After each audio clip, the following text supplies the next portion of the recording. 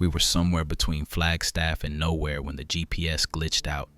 Summer road trips can be beautiful, clear skies, open highways, but once the sun goes down in the desert, everything shifts. We'd been driving for hours, chasing a cheap motel reservation that felt more and more like a bad idea.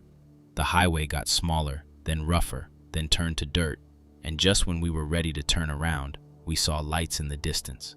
A gas station. No sign, no logo, just a flickering canopy and an old pump with analog dials. It was like something out of the 70s, dusty, sun-bleached, but it worked. The nozzle clicked when I picked it up, gas flowed, and the meter spun like normal.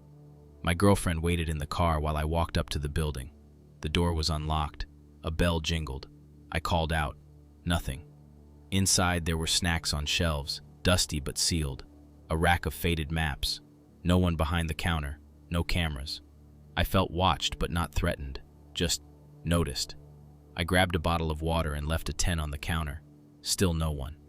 When I got back to the car, the pump was still going, which was weird because it should have auto-stopped. I yanked it out and we drove off without another word.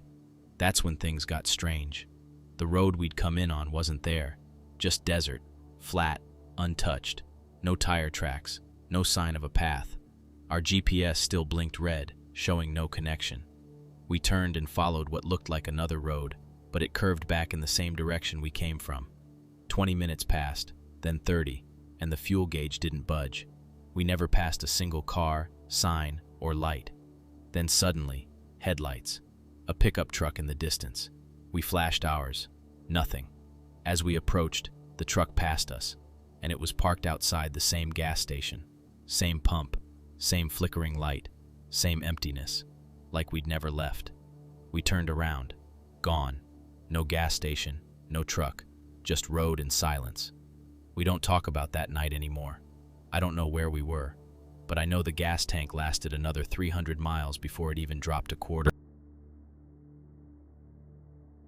I've been on the road for 2 weeks, hitting state parks, sleeping in my tent, eating beans out of cans, that kind of trip.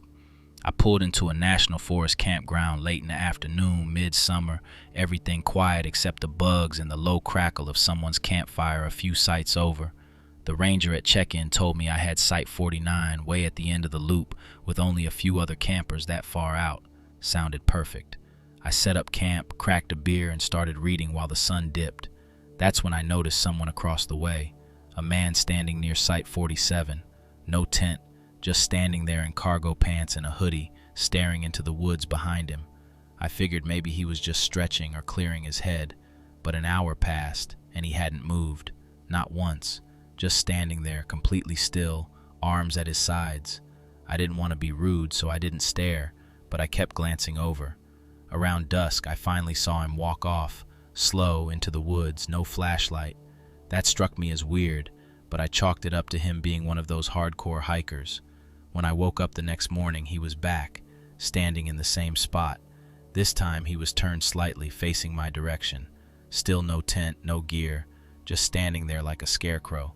I packed up to hike a short trail and thought about mentioning it to the ranger, but I figured maybe the guy was just antisocial or something. When I came back, he was gone. I went about my night, cooked, journaled, tried to relax. Around 2 a.m., I woke up needing to pee. The woods were quiet. Too quiet. I stepped out of my tent and saw him, closer now, not at Site 47, between the sites, still standing, still staring, just a silhouette this time. I tried to see who it was using my flashlight, but the beam didn't reach his face.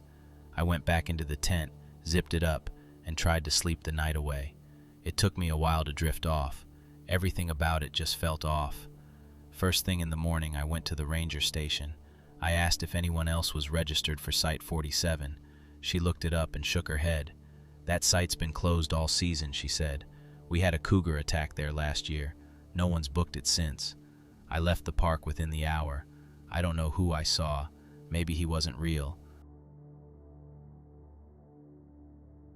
The forecast said it'd be hot, but I wasn't expecting this kind of heat. I was hiking solo through a desert trail in southern Utah, mid-July, bone dry, not a cloud in the sky. I brought plenty of water, told people where I'd be, the whole checklist. But around midday, the heat just got weird. I'd walked maybe 8 or 9 miles when I started feeling off. Dizzy, heart pounding, not sweating anymore. I found a bit of shade beneath a rock overhang, took a few sips from my bottle, and sat down to cool off. That's the last thing I remember. When I came to, it was getting dark. I was lying on a sleeping bag inside a tent. Not my tent, a green canvas one, big and old school, like the kind you see in military camps. My boots were off, water next to me, and someone had placed a folded towel under my head like a pillow. I sat up slowly, groggy and scared, and looked around. The tent flap was open, but no one was there. Outside was just open desert, rocks, sagebrush, and no trail in sight. My bag, my phone, my map, gone. All I had were my boots, that towel, and a half-full canteen I didn't recognize. On the ground, just inside the flap, was a note written on the back of a topographic map. "Don't go back the way you came." That was it. No name, no explanation. The handwriting looked messy, rushed.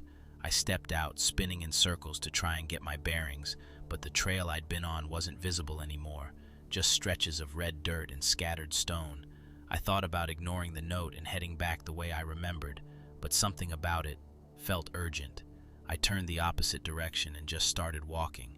I kept going until the sun fully set, and finally I saw headlights in the distance, a ranger truck cruising down a maintenance road. I flagged it down, and the guy looked as surprised to see me as I was to be found. When I told him what happened, he said no one was supposed to be camping in that area.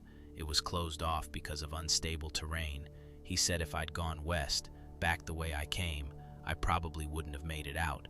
There'd been a rock slide earlier that afternoon, buried part of the trail.